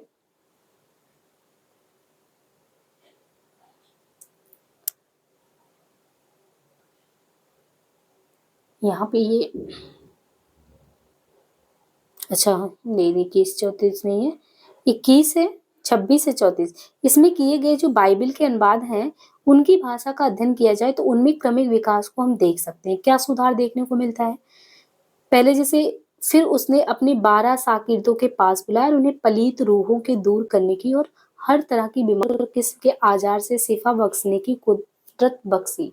अब जैसे इन्होंने कहा कि आप इसको पढ़ते जाओगे तो आपको थोड़ा थोड़ा इसमें ना सुधार दिखेगा, इम्प्रूवमेंट दिखेगा कि वो हिंदी के निकट कैसे पहुंच रहा है। धीरे धीरे जो फोर्ट विलियम कॉलेज था, उनके अधिकारियों की भांति जो ईसाई मिशनरी थे, उनको भी ये स्पष्ट हो गया कि उत्तर भारत की जो जनभाषा वो हिंदी है, और उनके अनुवादों में भी इसी का प्रयोग फिर होने लगा। अब यहाँ पे प्रेस और जो समाचार पत्र है, प्रेस और समाचार पत्र के द्वारा क्या हिंदी में प्रचार प्रसार में फायदा मिला? यहाँ पे कह रहे हैं कि यूं देखिए, प्रेस की जो स्थापना है, ये इसका छुटपुट प्रयास गोवा आदि स्थानों में हुआ। पहले पुर्तगालियों ने प्रेस की स्थापना के संबंध में हमने बताया था आपको, तो छुटपुट प्रयास गोवा वगैरह में हुआ, किंतु व्यवस्थित रूप से शुरुआत तो कलकत्ते में ही हुआ। चार्ल्स विल्किंस 1750 ने नेथेनियल ब्रेसी हॉलहेड कृत ए ग्रामर ऑफ बंगाली लैंग्वेज के लिए पहली बार बांग्ला टाइप बनाए। छिटपुट प्रयास गोवा वगैरह में हो चुका, लेकिन कलकत्ते में बता रहे हैं जब ये स्थापित हुआ प्रेस, चार्ल्स विल्किंस ने 1750 की बात है, नेथेनियल ब्रेसी हॉलहेड कृत ए ग्रामर ऑफ बंगाली लैंग्वेज, इसके लिए पहली बार बांग्ला टाइप बनाए। विल्किंस ने हुगली प्रेस के लिए बांग्ला टाइप के अलावा नागरी टाइप भी निर्मित किए। श्री रामपुर मिशन के संबंध में बताया था हमने कि 1811 में पहली बार बाइबिल का अनुवाद वहां पे केरी केन से हुआ था। तो श्री रामपुर मिशन के केरी पंचानन कर्मकार की सहायता से टाइप फाउंड्री खोली गई। वस्तुतः नागरी टाइपों का जन्म स्थान अगर आप मानो ना, तो हुगली और श्री रामपुर है। श्रीरामपुर में पहले पहल टाई फाउंड्री बना। यहाँ से ही अन्य स्थानों को टाइप भेजे जाते थे श्रीरामपुर से। और जो टाइप उपलब्ध होते थे तो टाइप उपलब्ध होने से जगह जगह अब छापे खाने खुलने शुरू हो गए। अब ये जो छापे खाने के कारण पुस्तकें और समाचार पत्रों का प्रकाशन का द्वार खुल गया। सन 1750 की बात है। सन 1750 नहीं, सन 1780। यहाँ पे जेम्स ऑगस्टस हिक्की का नाम सुना हो तो 1780 में जेम्स ऑगस्टस हिक्की ने अंग्रेजी में द बंगाल गजट प्रकाशित किया। अंग्रेजी में लेकिन किया। गजट जो है ये प्रकाशित हुआ तो गजट भारतीय पत्र जगत में नया प्रकाश लेकर आया। इसके बाद अंग्रेजी की और भी पत्र पत्रिकाएं आई और 1818 में मार्समैन और केरे ने दिग्दर्शन नामक बांग्ला पत्र प्रकाशित किया। वो बांग्ला और अंग्रेजी दोनों में छपता था दिग्दर्शन। हिंदी में कहते हैं पहला पत्र उद्दंड मार्तंड है जो 30 मई 1826 को जुगल किशोर शुक्ल जो है इनके संपादकीय में छपा। इसमें देश विदेश के समाचार, अधिकारियों की नियुक्ति और हस्तांतरण की सूचनाएं जो है इसमें रहते, बाजार भाव इन सब की भी जानकारी रहता था। तो पहला पत्र इस तरीके से उद्दंड मार्तंड आया। हिंदी संबंधी दूसरे पत्रों के सिलसिले में बंगदूत का नाम है। ये 1800 बंगदूत आया 1829 में। आर.एम. मार्टिन और राजा राम मोहन राय द्वारा प्रकाशित किया गया। कहा जाता है कि ये जो था बंगदूत जो था ये बांग्ला में, हिंदी में, फारसी में छपता था। मतलब बांग्ला में भी, हिंदी में भी, फारसी में। कलकत्ता रिव्यू के अनुसार ये बांग्ला और फारसी में छपा करता था, ऐसा बोलते हैं कलकत्ता रिव्यू के अकॉर्डिंग। बाकी हिंदी में भी बताया गया। और 1829 में ये सरकारी आदेश से बंद कर दिया गया। मतलब अभी चल ही रहा था और 29 में आदेश आया कि इसको बंद करो। फिर ये क्या हुआ कि ये दो रूपों में आया। एक हिंदू हेराल्ड करके अंग्रेजी रूप में और एक बंगदूत करके बांग्ला और हिंदुस्तानी यानी उर्दू में आया। उनमें जो है ये सेठों के लाभार्थ बाजार भाव बांग्ला और नागरी दोनों में छपते थे। यानी सेठों के लाभ के अर्थ में बाजार भाव बताने के लिए बांग्ला और नागरी में। हिंदी पत्रकारिता के क्षेत्र में बंगदूत का कोई स्थान नहीं है, कोई स्थान नहीं है। अब आगे देखें तो 1846 में कलकत्ता में मोहम्मद नसीरुद्दीन के संपादकीय में जगत दीपक भास्कर प्रकाशित हुआ। इसके प्रत्येक पृष्ठ पर 5 कॉलम होते थे। जगत दीपक भास्कर के कॉलम बांग्ला का, अंग्रेजी का, उर्दू का, फारसी का और हिंदी का कॉलम। 1844 में राजा शिव प्रसाद सितारे हिंद द्वारा स्थापित और तारा मोहन मित्र द्वारा संपादित, स्थापित राजा सितारे हिंद द्वारा और मित्र द्वारा यानी तारा मोहन मित्र द्वारा संपादित नाम है पत्रिका का बनारस अखबार। ये निकला 1844 में। ये नगराक्षरों में हिंदुस्तानी शैली का पत्र था। 1850 में सुधाकर 1850 में सुधाकर ये तारा मोहन मित्र के संपादकीय में निकला। बनारस अखबार भी निकल रहा था, ये भी 1850 में। वो 44 में था, इसके 6 साल बाद ये है, 6 साल बाद। और ये पहले हिंदुस्तानी ढर्रे का पत्र था, बाद में कहते हैं कि शुद्ध हिंदी में निकलने लगा। कौन सा शुद्ध हिंदी में? सुधाकर। पहले ये हिंदुस्तानी ढर्रे का था। फिर तो 1950 सीधे 100 साल बाद 18 से 1900 और 1950 से लेके 67 के बीच बहुत से और पत्रकार आए। तब तो तत्वबोधिनी पत्रिका 1800, तत्वबोधिनी कब आया? 1865 में, 1865, 1866, यहाँ पे आई थिंक ये 18 होना चाहिए। 1850 से लेके यहाँ पे 1856 से लेके 1867 के बीच, क्योंकि यहाँ पे देखिए आप 65 में आ रहा है, 66 में आ रहा है। तो ये सब तत्वबोधिनी पत्रिका 1865 में है। सत्य दीपक जो है 66 में, 1800। लोकमित्र 67 में है। बुद्धि प्रकाश मुंशी सदासुख के नुरुल बाजार का हिंदी रूपांतर, तो ये उसी समय सब आते हैं। इन समाचार पत्रों की भाषा क्या होती थी? परिष्कृत नहीं कह सकते, लेकिन ये फायदा था, इनमें ब्रजी, अवधी, भोजपुरी के शब्दों का प्रयोग तो है ही, लेकिन ब्रजी के भी कई रूप आप देख सकते हैं। किंतु इनके द्वारा नए नए शब्दों के व्यवहार होने लगे और खड़ी बोली की श्रीवृद्धि हुई, इसमें कोई संदेह नहीं। तो कुल मिला के खड़ी बोली की श्रीवृद्धि, उसको बढ़ाने में ये लोग सहायता किए। अब यहाँ पे जो पाठ्य पुस्तकें हैं, फोर्ट विलियम कॉलेज ने ही पाठ्य पुस्तकों की परंपरा शुरू की। पाठ्य पुस्तक पढ़ने वाली पुस्तकों का फोर्ट विलियम ने शुरू किया, जिनमें लल्लू लाल का प्रेम सागर, सदल मिश्र के रामचरित और नासिको तोपाख्यान पाठ्य पुस्तकें ही थी। लल्लू लाल की हेल्प से मजहर अली द्वारा लिखित जो बैताल पच्चीसी और काजिम अली की सहायता से सिंहासन बत्तीसी, यानी मजहर अली ने हेल्प किया बैताल पच्चीसी के लिए, काजिम अली ने किया सिंहासन बत्तीसी के लिए। विलियम प्राइस का नाम बताया था। विलियम प्राइस के समय में हिंदी एंड हिंदुस्तानी सिलेक्शंस 2 खंड आए, प्रकाशित हुए। अंग्रेज शासकों ने प्रशासन की सुविधा तथा ईसाई मिशनरी ने धर्म प्रचार के लिए अनेक कॉलेज और स्कूल स्थापित किए। ये अपने प्रशासन की सुविधा के लिए, वो अपने धर्म के प्रचार के लिए। 19वीं सदी के पूर्वार्ध में ही Agra college Agra, normal school Agra, Delhi college, Indore Hindi school, ये सभी स्थापित हो गए। ईसाई मिशनरियों ने क्या किया, ये नगरों में छोटी छोटी पाठशालाएं खुलवाई, गाँव में भी पाठशालाएं खुलने लगी। फलस्वरूप हिंदी पाठ्य पुस्तकों का डिमांड बढ़ गया। शासकों और मिशनों के प्रयास से बहुत सी टेक्स्ट बुक सोसाइटियां खुल गई। उनमें एक कलकत्ता स्कूल बुक सोसाइटी करके 1817 में, एक मद्रास स्कूल बुक सोसाइटी 1828 में, एक आगरा बुक सोसाइटी 1820 में, एक आगरा स्कूल बुक सोसाइटी 1833 में, northern Indian Christian book society Agra Banaras करके 1848 में। ये कुछ प्रमुख सोसाइटियां हैं। इन पाठ्य पुस्तकों में रतन लाल की भूगोल सार, कथा सार, भूगोल दर्पण आदि उल्लेखनीय है। कलकत्ता स्कूल बुक सोसाइटी के तत्वावधान में, जो Calcutta book school book society था उसके तत्वावधान में पुरुष परीक्षा संग्रह 1813 का अनुवाद हुआ। कलकत्ता स्कूल बुक सोसाइटी के तत्वावधान में पुरुष परीक्षा संग्रह 1813 का अनुवाद हुआ। मूल सूत्र 1820 में उसी सोसाइटी द्वारा प्रकाशित हुआ। इसमें कुछ छात्र उपयोगी कहानियां भी थे। एडम लिखित उपदेश कथा, एडम लिखित उपदेश कथा 1824 लघु कहानियों का संग्रह है। 1840 में ज्ञान प्रकाश आगरा बुक सोसाइटी द्वारा प्रकाशित हुआ। क्या? ज्ञान प्रकाश। इतिहास, भूगोल आदि विषयों के साथ साथ ज्ञानेंद्र सार ये मेटेरिया मेडिकी 1821 हिंदुस्तानी छापाखाना कलकत्ता से छपा। इस तरह और भी अनेक पुस्तकों का उल्लेख किया जा सकता है जो छप रहे थे उस समय। मूल सूत्र यहाँ पे दिया है, जैसे बीबी रोसी के मूल सूत्र की भाषा की छोटी दांत लड़की की बात।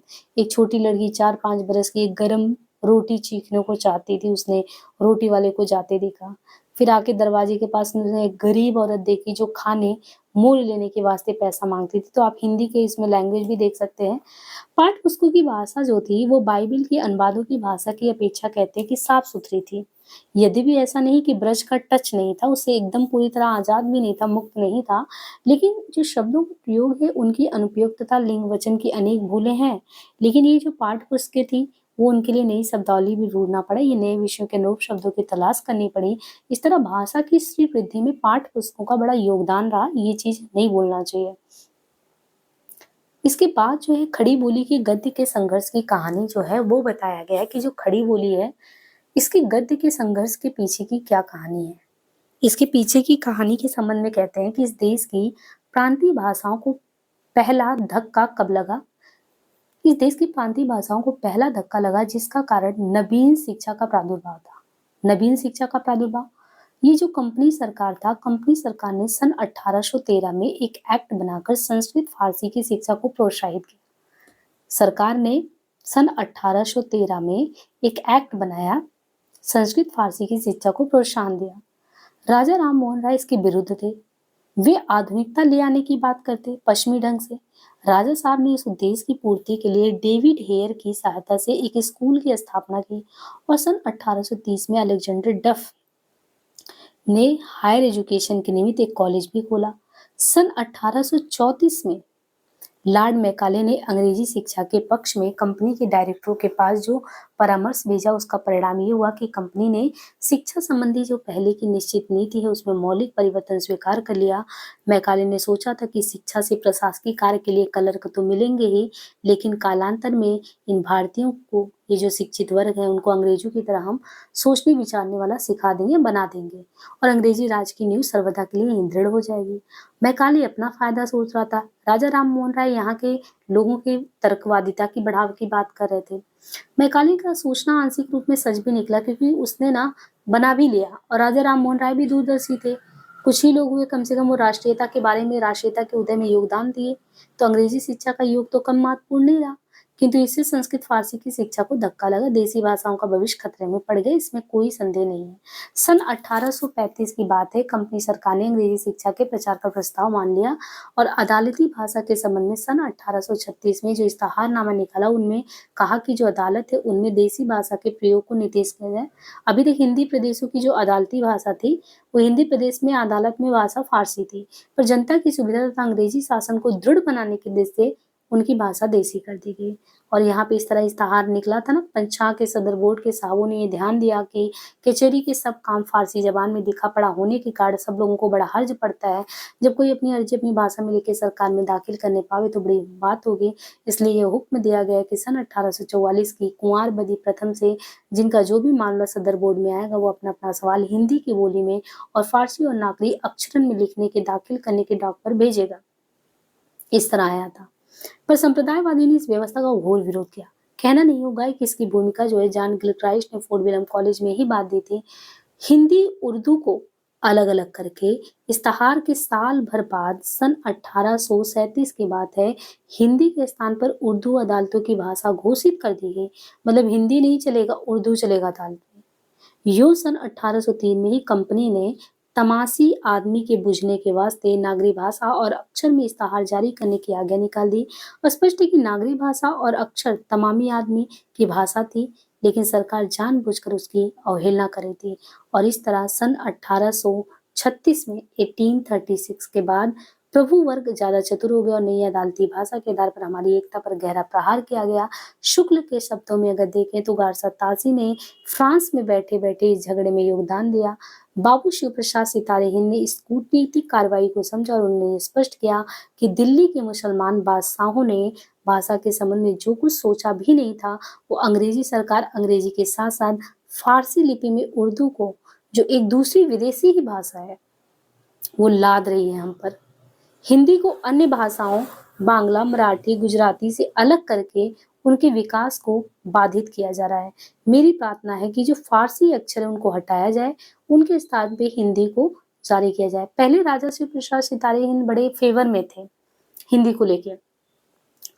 अब ये राजा ने जो कहा, तो राजा ने भेदभाव का विरोध करते हुए अतिवादी पंडित और मुल्लाओं के संबंध में ये लिखा कि गर्ज मौलवी और पंडित दोनों की ये बड़ी भूल है कि ये तो सिवाय फेल और हरफों के बाकी सब अल्फाज साही पाड़ने की टकसाल के खुरखुरे संस्कृत गोया ये हजारों वर्ष में हम ही लोग हजारों हालतों के बास हजारों तब्दुल या तगैयत अपनी जबान में करते चले आए। इतना ही नहीं, उन्होंने साफ कहा कि हमें भाषा में आम फहम और खास पसंद शब्दों का चुनाव करना चाहिए। अब खड़ी बोली हिंदी को दो प्रकार के अवरोधों का सामना करना पड़ा। एक अवरोध, एक तो ये था कि जो शासक वर्ग है, जो प्रशासन में है, उसकी उपेक्षा ही नहीं, उनका विरोध करना शुरू किया। दूसरा जो उर्दू है, उनको राजाश्रय मिलना शुरू हुआ समानांतर तौर पे, तो हिंदी बड़ा फेज कर रहा था। मराठी, बांग्ला, गुजराती आदि भाषाओं को इस तरह के विरोधों से गुजरने की स्थिति ही नहीं आई। पर जन भाषा को सरकारी स्तर पर कुछ काल तक उपेक्षित भले ही कर लिया गया हो, पर सर्वदा के लिए कैसे कर सकते, उसे नहीं दबा सकते थे। धीरे धीरे इसने अपने आप को अपनी आंतरिक शक्ति के आधार पर सर्वत्र प्रतिष्ठित कर ही लिया। पर हिंदी उर्दू का जो कृत्रिम झगड़ा अंग्रेजों और संप्रदायवादियों की कृपा से उठाएगा, वो देश के दो खंड हो जाने के बाद ही समाप्त हुआ। जैसे पहले कहा जा चुका है कि राजा शिव प्रसाद सितारे हिंद 1823 से 95 तक जनता के हित को देखते हुए सरकार की भाषा विषयक नीति को बदलने की चेष्टा कर रहे थे। जनता की फायदा के लिए वो जो सरकार के पक्ष में थे, क्योंकि उन्हीं के अंडर में थे, तो बदल रहे थे। वे आम फहम भाषा और नागरी लिपि के पक्ष में थे। सितारे हिंद पीछे कहा जा चुका है कि फारसी लिपि में लिखी उर्दू को वो अरबी फारसी बहुल उर्दू को वो मानते थे कि विदेशी भाषा है। यानी आप ये देखो कि जो ये आप नुक्ता वाला ये देखते हो ना, क ख ज़ फ, तो ये मानते थे अरबी फारसी बहुल ये उर्दू है, विदेशी है। परंपरा से विकसित हिंदी में उन्होंने जो है कई पुस्तकें और निबंध भी लिखे थे राजा शिव प्रसाद सितारे हिंद। जैसे इनकी रचनाओं को बार बार एग्जाम में पूछा जाता है। उन रचनाओं में मानव धर्म सार, योग वशिष्ठ के चुने हुए श्लोक, उपनिषद सार, भूगोल हस्तामलक, वामा मनोरंजन, राजा भोज का सपना, ये सभी आते हैं। लेकिन बाद में चलकर उनकी भाषा अरबी फारसी बहुल हो गई।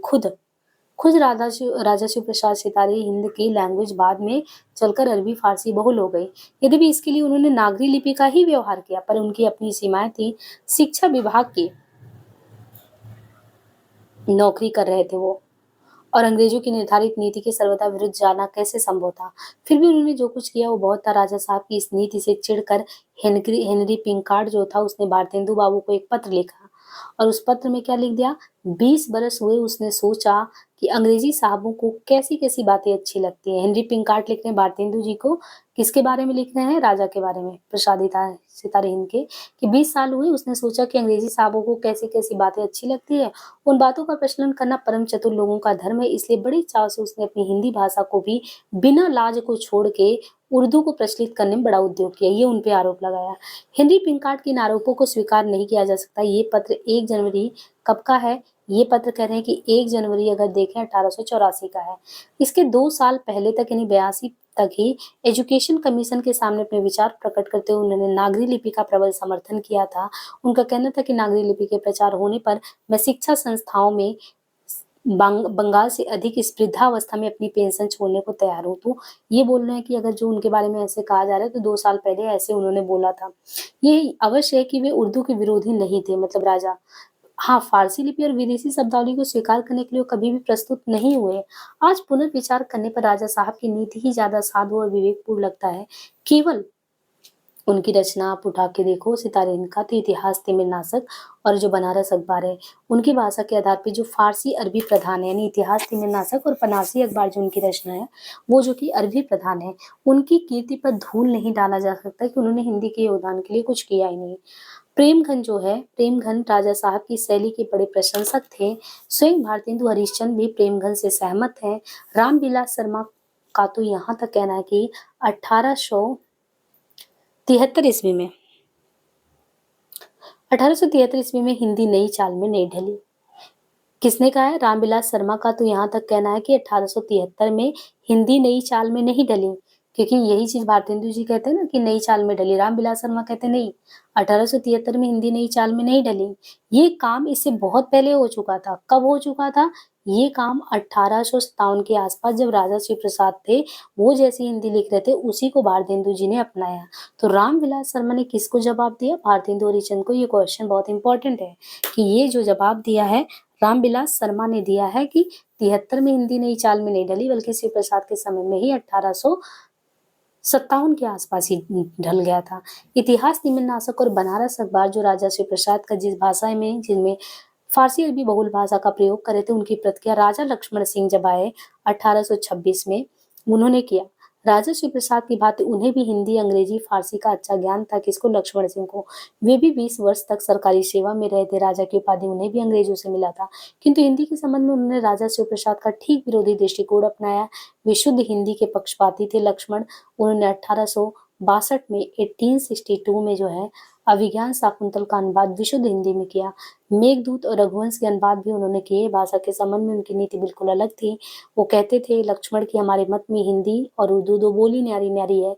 हिंदी इस देश के हिंदू बोलते हैं और उर्दू यहाँ के मुस्लिम और पारसी पढ़े हुए हिंदुओं की बोलचाल है। हिंदी में संस्कृत के पद बहुत आते हैं, उर्दू में अरबी फारसी आता है, रघुवंश का प्राकथन। लेकिन ह्यूम साहब के साथ एक्ट नंबर 10 का उल्टा करते समय यानी तर्जमा करते समय उन्होंने ये अनुभव किया कि जनता में विदेशी भाषा के बहुत से शब्द प्रचलित में हैं और इनके आधार पे उन्हें अदालत, गवाह आदि शब्दों को ग्रहण करना पड़ा। इससे 2 बातें तो क्लियर हो जाती हैं। एक तो ये है कि इस समय तक हिंदी, उर्दू अलग-अलग भाषाएँ हो गई थी। दूसरी ये कि ये ऐसा होने पर भी अलग्यूझा इस सीमा तक नहीं पहुँचा था, यानी अलगाव, कि जनता में जो प्रचलित विदेशी शब्द हैं उनको एक बारगी बहिष्कार कर दें। सरकारी नीति की चिंता न करते हुए लोग हिंदी के विकास में लगे हुए थे। अनुवाद, पाठ्यग्रंथ तथा स्वतंत्र पुस्तक लेखन का काम, समाचार पत्र ये सब चल रहा था निकलना। उद्दंड मारदंड हमने पढ़ा ही 1826 से 28, समाचार सुधा वर्षण का समय बताया गया 1854। ये भाषा में निखार आने लगा और लोगों में भाषा की ओर झुकाव भी बढ़ा। सन 1875 1875 में स्वामी दयानंद सरस्वती ने आर्य समाज की स्थापना की और वेदों की अपौरुषेयता में विश्वास करते हुए उन्होंने इस समाज में हिंदू धर्म की सनातनी रूढ़ियों को प्रबल धक्का दिया। समाज के प्रचारकों ने देश में धर्म के माध्यम से जिस राजनीतिक सांस्कृतिक चेतना को प्रवाहित किया, समस्त उत्तर भारत पर उनका व्यापक प्रभाव पड़ा। धार्मिक आंदोलनों में आर्य समाज ही सरकार का कोपभाजन हुआ, यानी उस पर एक गाज गिरी। स्वामी जी गुजराती थे, लेकिन उन्होंने देश की सर्वाधिक प्रचलित और व्यापक भाषा को, मतलब वो खुद गुजराती थे, लेकिन जो सर्वाधिक प्रचलित भाषा था हिंदी, उसमें अपने धर्म प्रचार का माध्यम उसे अपनाया उन्होंने। स्वामी जी प्रचार के कारण हिंदी की अभिव्यंजना शक्ति बढ़ा दिए। उनके माध्यम से लोग अपने तर्कपूर्ण विचारों को व्यक्त करने लगे। पंजाब में प्रचलित उर्दू को इससे गहरा धक्का लगा। उनके कार्य से आर्य समाज के पहले ही नवीन चंद्र राय भी पंजाब में हिंदी के माध्यम से ब्रह्म धर्म का प्रचार कर ही रहे थे। उन्होंने अरबी फारसी मिश्रित उर्दू का घोर विरोध किया।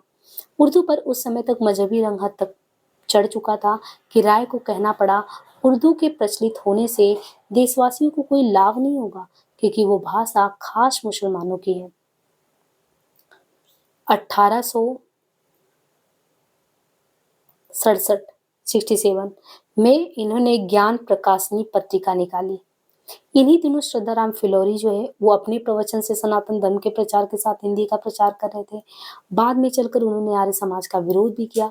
वे बहुत ही ठोस वे जो है बहुत ही ठोस संस्कृत निष्ठ हिंदी लिखते थे।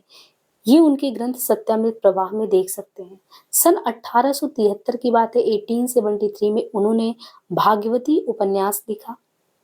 इन धार्मिक आंदोलनों के फलस्वरूप हिंदी का आशातीत प्रसार हुआ। कठिन से कठिन विषयों का विवेचन सरल भाषा में होने लगा। ये कहना नहीं होगा कि हिंदी गद्य के निर्माण में मुख्यतः दो शक्तियों ने सहायता पहुंचाई। पहली शक्ति तत्कालीन ऐतिहासिक आवश्यकता जो आधुनिकता के कारण प्रसूत हुई। दूसरी विविध प्रकार के जो धार्मिक आंदोलन चलने लगे, जैसे सौदागर हैं, व्यवसायी हैं, वो एक दूसरी जगह जाते, परस्पर विचार विनिमय करते। इससे बोलचाल में प्रयुक्त जो भी चीजें हो रही थी, एक जगह से दूसरी जगह पहुंचता। धार्मिक जो आंदोलनकर्ताओं में ईसाई मिशनरी वगैरह का आना, पहल देसी बोली की पहचान बढ़ी। धर्म का प्रचार भी हिंदी को बहुत, मतलब बढ़ाने अपनाने में योगदान दिया। गुजरात है, महाराष्ट्र है, बंगाल है, पंजाब है, यहाँ के प्रांतों का भेद मन में न लाते हुए विभिन्न प्रांतों में धार्मिक आंदोलनकर्ताओं ने हिंदी को स्वेच्छा अपनाया। स्वेच्छा से नहीं, खुद से। इस तरह एक विशेष प्रकार की राष्ट्रीयता का प्रादुर्भाव के साथ साथ हिंदी आरंभ से ही अंतरप्रांतीय विचार विनिमय की भाषा बनती जा रही है।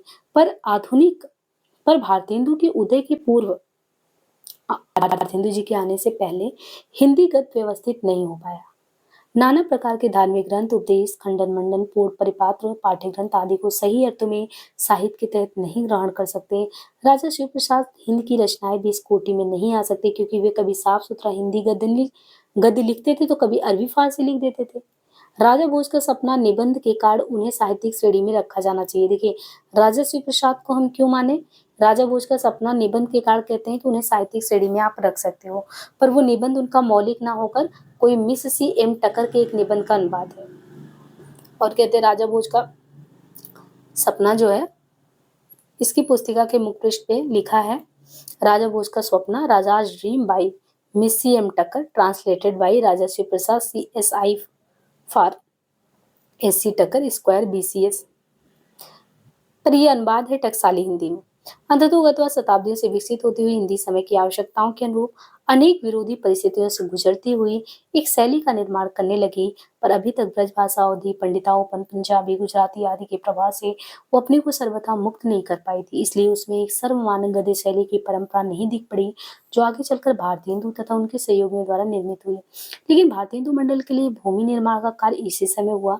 इसका ऐतिहासिक महत्व कम नहीं आंका जा सकता।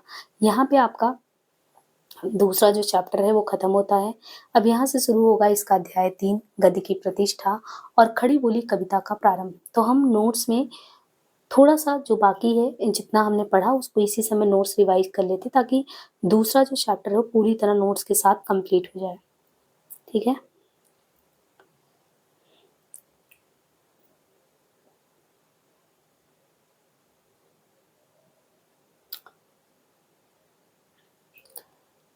इंशाअल्लाह खान जो उन्होंने लिखा, एक दिन बैठे ये बात अपने ध्यान में चढ़ी कि कोई कहानी ऐसी कहिए कि जिसमें हिंदी की छुट और बोली का पुट ना मिले। ये पूछा जाता है, हिंदी की छुट और बोली का पुट जो है ये किसने लिखा? इंसान ने कहा था। तब जाके उनके मन में आया कि फूल की कली के रूप में खिले बाहरी की बोली और गंवारी कुछ उनके बीच में ना हो।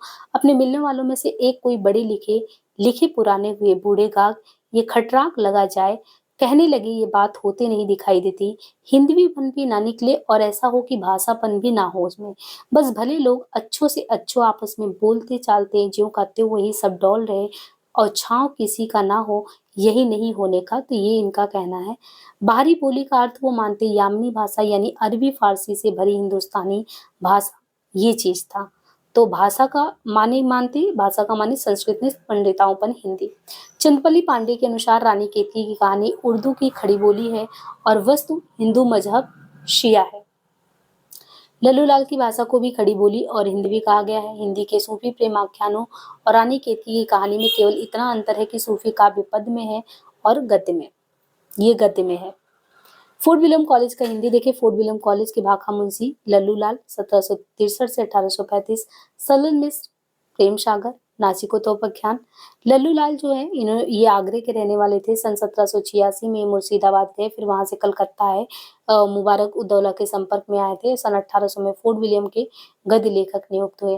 फिर 2 साल बाद ही 1802 में ही उनको जो है भाका मुंशी का पद मिला था और फिर भाका मुंशी के पद पे जैसे हुए तो कुल मिला के कितना 14 रचनाओं का जिक्र मिलता है, जिनमें सिंहासन बत्तीसी 1801, बैताल पच्चीसी 1801, माधुनल 1801, शकुंतला 1801 ऐसी ही पुस्तकें हैं। इन चारों पुस्तकों को लिखने में लल्लू लाल की मांग पर किन लोगों को 2 लोगों को सहायता के लिए भेजा गया, फारसी दा मजहर अली और खान विला काजिम अली जवां। इनको नियुक्त किया गया तो वो स्वयं बताते हैं कि 2 शायर हमारे लिए तैनात किए गए, मजहर अली खान विला और काजिम अली। 1 साल में 4 पोथी का वो तर्जुमा ब्रज भाषा से रेखते की बोली में कर डालते हैं। सिंहासन बत्तीसी, बैताल पच्चीसी, शकुंतला नाटक, माधवनल। जो सिंहासन बत्तीसी है वो सुंदरदास की ब्रज भाषा रचना का अनुवाद, शकुंतला नाटक नेवाड़ा की ब्रज भाषा रचना का और माधवनल मोतीराम की ब्रज भाषा रचना का अनुवाद है। स्वयं अनुदित और संग्रहित रचनाओं में उनके राजनीति अथवा वार्तिक करके है। राजनीति 1809 ईस्वी हितोपदेश के ब्रजभाषा गद्य अनुवाद के रूप में है। ओरिएंटल फेवलिस्ट का ब्रजभाषा गद्य में रूपांतरण 1802, प्रेम सागर या नागरी दशम 1803 से 1809, चतुर्भुज मिश्र के भागवत पुराण के दशम स्कंद के ब्रजभाषा अनुवाद का खड़ी बोली में अनुवाद है। लतायफ ए हिंदी नकलियात 1810, ये खड़ी बोली ब्रजी और हिंदुस्तानी की 100 लघु कथाओं टेल्स का संग्रह। लल्लू लाल ने इनका संपादन प्रकाशन किया। भाषा कायदा 1811, ब्रजभाषा व्याकरण। माधु विलास 1817 ब्रजभाषा में लिखा गया चंपू। लाल चंद्रिका 1818 में बिहारी सस्से की खड़ी बोली में टीका। ग्रियर्सन ने मसादिरे भाषा तथा तासी ने विद्याधर पर पुस्तक का उल्लेख किया। खड़ी बोली गद्य की दृष्टि से इनकी 5 पुस्तकों का जिक्र मिलता है। सिंहासन बत्तीसी, बैताल, माधवनल, शकुंतला, प्रेम सागर। पहले 4 पुस्तक में सिंहासन, बैताल, माधवनल, शकुंतला को लल्लू लाल ने क्या कहा है, रेखते की बोली कहा है। और जो माधवनल है और शकुंतला है इनकी भाषा उर्दू है। शुक्ल की दृष्टि में इनकी भाषा उर्दू ही है लल्लू लाल की। सन 1833 में सिंहासन बत्तीसी की भूमिका में सैयद अब्दुल्ला ने लिखा था। जिस भाषा में सिंहासन बत्तीसी लिखी गई है वो हिंदुस्तानी, हिंदू, संस्कृत, फारसी और अरबी मिश्रित भाषा है, पर प्रधानता तो हिंदी का ही है, तो सैयद अब्दुल्ला ने कहा था। बाकी लल्लू लाल की रचना प्रेम सागर हिंदुस्तानी प्रेस कलकत्ता से अंशतः 1803 से 5 में आया और वो 25 में जाके प्रकाशित हुआ। जो प्रेम सागर है इसकी रचना का उद्देश्य कहते हैं कि हिंदवी खड़ी बोली से परिचित कराना था।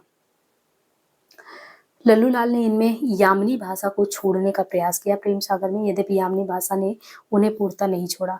खड़ी बोली की दृष्टि से प्रेम सागर का कोई महत्व नहीं। इसकी ब्रज भाषा रचित वृत्त गंदी गद्य न हिंसा की खड़ी बोली की तरह साफ सुथरा है और न बैताल पच्चीसी और सिंहासन बत्तीसी की तरह खरा। शुक्ल ने उनके गद्य को कथा वार्ता के काम का कहा है, किसके, लल्लू लाल के। प्रेम सागर केवल ब्रज भाषा रंजित ही नहीं है, शैली पर कहते हैं पंडिताओंपन की गहरी छाप है। मुहावरों का वैसा प्रयोग नहीं हुआ है जैसा बैताल पच्चीसी और सिंहासन बत्तीसी में दिखाई पड़ता है। सच तो ये है ना उनको संस्कृत का ज्ञान था ना ब्रज भाषा का, ऐसा उनके बारे में कहा गया। सदल मिश्र जन्म 1768 से मृत्यु 1848। फोर्ट विलियम कॉलेज के दूसरे भाखा मुंशी के पद पर रहे सदल मिश्र जी शाहाबाद जिले के घोड़िया गांव के निवासी थे। सन 1803 में चंद्रावती अथवा नासिको तोपख्यान को संस्कृत से खड़ी बोली में अनुवाद किया। 1806 में उन्होंने आध्यात्म रामायण का रामचरित अथवा अध्यात्म रामायण नाम से अनुवाद किया। ये दोनों ग्रंथ सदल मिश्र ग्रंथावली के रूप में बिहार राष्ट्र भाषा परिषद पटना से प्रकाशित हो चुके हैं। नासिको तोपख्यान कि वो प्रतिष्ठा नहीं, जो नासिकोतोपाख्यान था उसको वो प्रतिष्ठा नहीं प्राप्त हुई जो प्रेम सागर को मिला। इनकी भाषा पर ब्रजी और भोजपुरी दोनों का गहरा रंग है। हिंदी गद्य के पहले 4 आचार्य में सदा सुख, लल्लू लाल, इंसा, सदल आते हैं। श्याम सुंदर का कहना है कि उनके अनुसार पहले स्थान पे इंसा अल्लाह हैं, दूसरे पे सदल हैं, तीसरे पे लल्लू लाल हैं। शुक्ल जी का क्या कहना है? शुक्ल जी का कहना है कि गद्य की एक साथ परंपरा चलाने वाले चारों लेखकों में से आधुनिक हिंदी का पूरा आभास जो हमको मिलता है वो मुंशी सदासुख में और सदल में, और वो भी व्यवहार उपयोगी इन्हीं की भाषा ठहरती है। मुंशी सदासुख की मानते हैं कि वो साधु भाषा ज़्यादा महत्व की है। इंसा की शब्दावली ठेठ हिंदी की है, किंतु उनका ढांचा हिंदी की प्रवृत्ति के बहुत अनुकूल नहीं पड़ता। रानी केतकी की कहानी हिंदी उर्दू शैली, उस पर दरबारी शैली का गहरा छाप है। सदल मिश्र जो है इनकी भाषा कैसी है, तो हिंदी की अपनी प्रकृति है। यदि उनमें अरबी फारसी के शब्दों को रखा जाए तो भी उसे हिंदी ही कहेंगे, सदल मिश्र की भाषा को। लल्लू लाल की प्रेम सागरी हिंदी का गद्य का निर्माण में उल्लेखनीय योगदान नहीं है, यानी उल्लेखनीय योगदान नहीं है, बल्कि जो बैताल पच्चीसी सिंहासन बत्तीसी की भाषा उसको आप हिंदी कह सकते हैं। सदल मिश्र का अपेक्षाकृत कहते हैं कि जो सदल मिश्र हैं उनके अपेक्षाकृत ज्यादा महत्व का है। सुरासुर निर्णय के आधार पर आप सदासुख राय का महत्व माने तो निर्विवाद है। अतः महत्व की दृष्टि से इनका क्रम सदासुख पहले, फिर सदल मिश्र, फिर इंसा, फिर लल्लू लाल है। ईसाई मिशनरी के संबंध में, ईसाई मिशनरी बाइबल की हिंदी अनुवाद का काम कलकत्ते के पास Shrirampur mission, Danish mission जब शुरू हुआ, केरे, मार्समैन और वार्ड ने 1799 में नींव डाला। केरे की भूमिका बहुत इंपॉर्टेंट है। केरे को गिलक्राइस्ट की हिंदुस्तानी कृत्रिम नकली सा लगता था, जो बाइबल का हिंदी अनुवाद कितने में हुआ था? सन 1811 में। ये बाइबल का पहला हिंदी अनुवाद था। सबसे पहले केरे ने हिंदी की प्रकृति को अलग किया।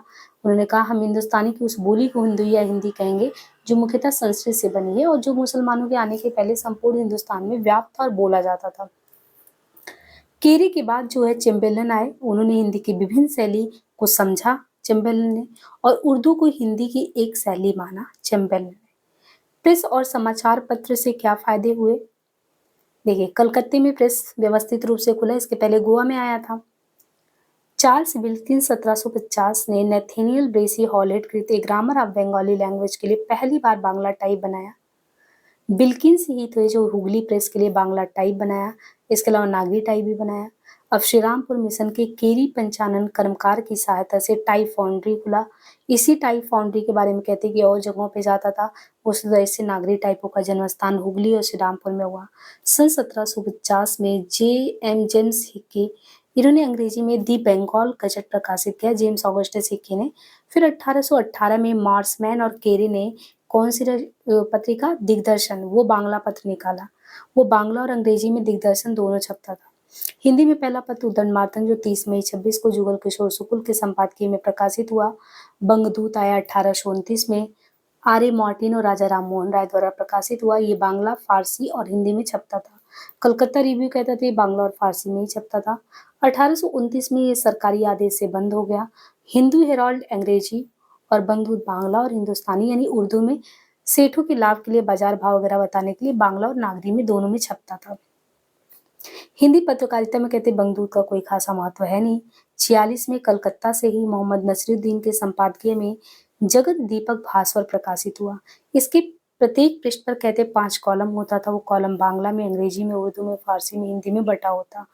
1844 में राजा शिव प्रसाद सितारे हिंद द्वारा स्थापित और तारा मोहन मित्र द्वारा संपादित बनारस अखबार निकल पड़ा। ये जो होता था ये नगराक्षरों में हिंदुस्तानी शैली का पत्र था और 1850 में सुधाकर निकला तारा मोहन मित्र के संपादकीय में। सन 1950 से 67 के बीच बहुत से पत्र कहते हैं कि आए हैं, यहाँ 18 ही होगा, क्योंकि आप देखो कि 1850 से 67 में, 1865 में आया तत्वबोधनी, सत्य दीपक आया, 66 में लोकमित्र आया, 67 में बुद्धि प्रकाश आया, और इस तरीके से ये सारे सरदार सुखलाल के नूरुल बाजार का हिंदी रूपांतरण बुद्धि प्रकाश ये भी आया। पाठ पुस्तकों में कहते हैं कि लल्लू लाल प्रेम सागर नदल मिश्र का सरल जो सदल मिश्र हैं इनका रामचरित्र और नासिको तोपख्यान, लल्लू लाल इनका पच्चीसी, बाकी मजहर अली के हेल्प से बैताल पच्चीसी और काजिम अली से सिंहासन बत्तीसी, ऐसी रचनाएं आई पाठ पुस्तकों के हेतु। विलियम प्राइस के समय में हिंदी एंड हिंदुस्तानी सिलेक्शंस 2 खंडों में आया। 19वीं सदी के पूर्वार्ध में Agra college Agra, normal school Agra, Delhi college Indore Hindi और ईसाई मिशनरी ने नगरों में छोटी छोटी पाठशालाएं स्थापित कराई। इसके अलावा सोसाइटी में 1820 में कलकत्ता स्कूल बुक सोसाइटी, फिर मद्रास स्कूल बुक सोसाइटी 28 में बना, फिर आगरा बुक सोसाइटी 20 में बना, फिर आगरा बुक स्कूल सोसाइटी 33 में बना। इसके बाद northern Indian Christian book society Agra Banaras 1848 में बना। रतन लाल की रचना भूगोल सार, कथासार, भूगोल दर्पण इनके उल्लेख किए गए हैं। कलकत्ता स्कूल बुक सोसाइटी के तत्वाधान में एक पुरुष परीक्षा संग्रह 1813 अनुदित हुआ। मूल स्रोत 1820 में उसी सोसाइटी द्वारा प्रकाशित हुआ। उसमें कुछ बताते हैं कि छात्र उपयोगी कहानी भी संग्रहित थी पुरुष परीक्षा संग्रह में। एडम लिखित उपदेश कथा 1824 लघु कहानियों का संग्रह है। 1840 में ज्ञान प्रकाश आगरा बुक सोसाइटी द्वारा प्रकाशित हुआ। और ज्ञानेतर सार या मेटेरिया मेडिका 1821 हिंदुस्तानी छापाखाना कलकत्ता में प्रकाशित हुआ। खड़ी बोली का गद्य संघर्ष की कहानी भी देखें तो कंपनी सरकार सन 1813 में एक एक्ट बनाकर संस्कृत फारसी की शिक्षा को प्रोत्साहित किया।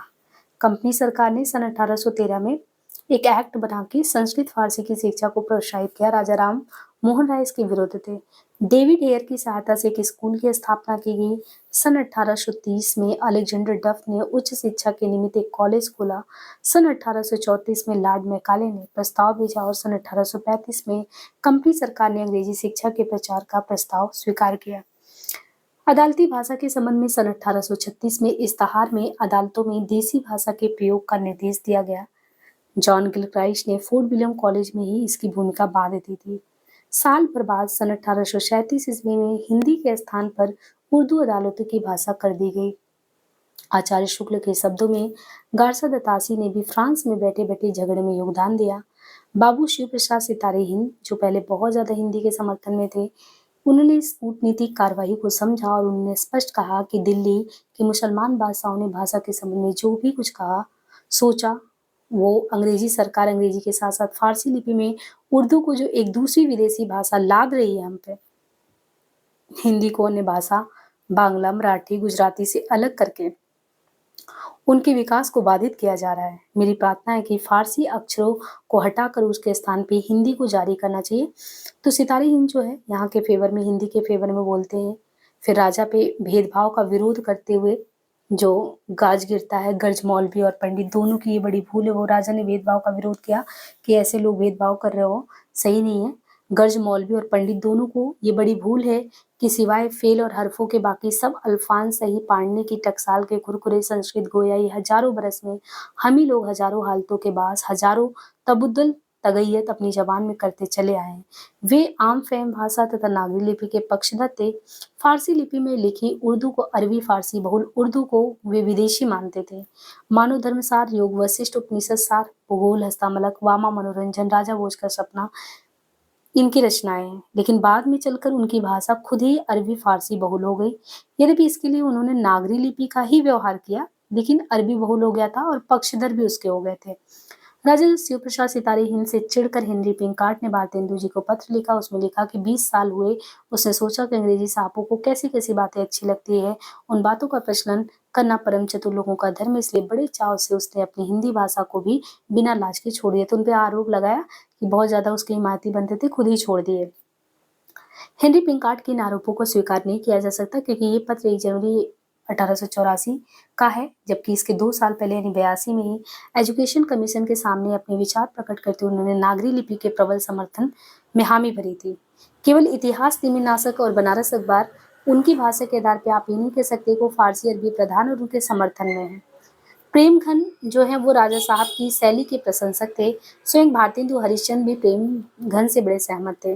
रामविलास शर्मा का तो यहाँ तक कहना है कि जो भारतेंदु बाबू कहते हैं कि हिंदी नई चाल में ढली 74-73 तक आके, तो ये कहते हैं कि हिंदी नई चाल में ढली, जो ये कह रहे हैं तो ये चाल में नई चाल में ढली तो 1857 के आसपास ही है, जब राजा शिव प्रसाद जैसी हिंदी लिख रहे थे उसी में ये चीज दिख जाता है।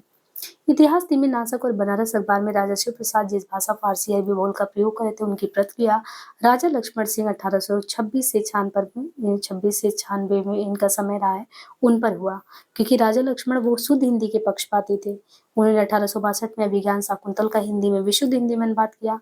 विशुद्ध हिंदी के पक्षपाती थे। मेघदूत रघुवंश का उन्होंने अनुवाद किया, वो भी हिंदी में, और उनकी नीति बिल्कुल अलग थी सितारे हिंद से।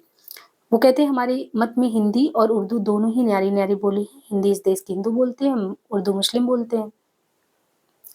हिंदी में संस्कृत के पद बहुत आते हैं, उर्दू में अरबी फारसी के, ऐसा उनका कहना है। रघुवंश के प्राकथन में, उद्दंड मार्दंड 26 में, समाचार सुधावर 54 में और 75 में स्वामी दयानंद सरस्वती ने आर्य समाज के माध्यम से हिंदी का प्रचार प्रसार किया।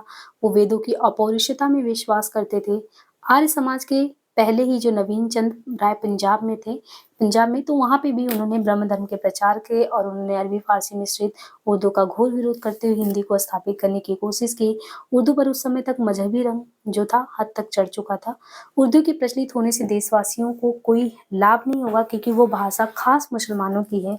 1867 में उन्होंने हिंदी में ज्ञान प्रकाशनी पत्रिका भी निकाली। इन्हीं दिनों श्रद्धाराम फिलोरी अपने प्रवचनों से सनातन धर्म के प्रचार के साथ ही हिंदी का भी प्रचार कर रहे थे। बाद में चलकर उन्होंने आर्य समाज का घोर विरोध भी किया। वे बहुत ठोस संस्कृत निष्ठ हिंदी लिखते थे। ये उनके ग्रंथ सत्यामृत प्रभा में भी दिखता है। सन 1873 में उन्होंने भागवती उपन्यास भी लिखा। राजा भोज का सपना निबंध के कारण उन्हें साहित्यिक श्रेणी में रखा जाता है।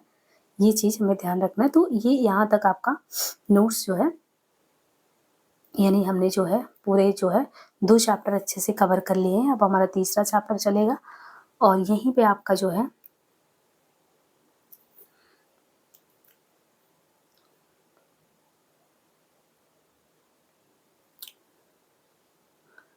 यहाँ पे आपका ये इतना तक नोट्स के साथ ही कंप्लीट हो जा रहा है। कल से हमारा जो चैप्टर है गद्य की प्रतिष्ठा और खड़ी बोली कविता का प्रारंभ, भारतीय उनका मंडल, बालकृष्ण भट्ट, प्रताप नारायण मिश्र, पंडित बद्रीनारायण चौधरी, प्रेमगन और नाटक की विविध, तो ये हमारा सेगमेंट अब चलेगा।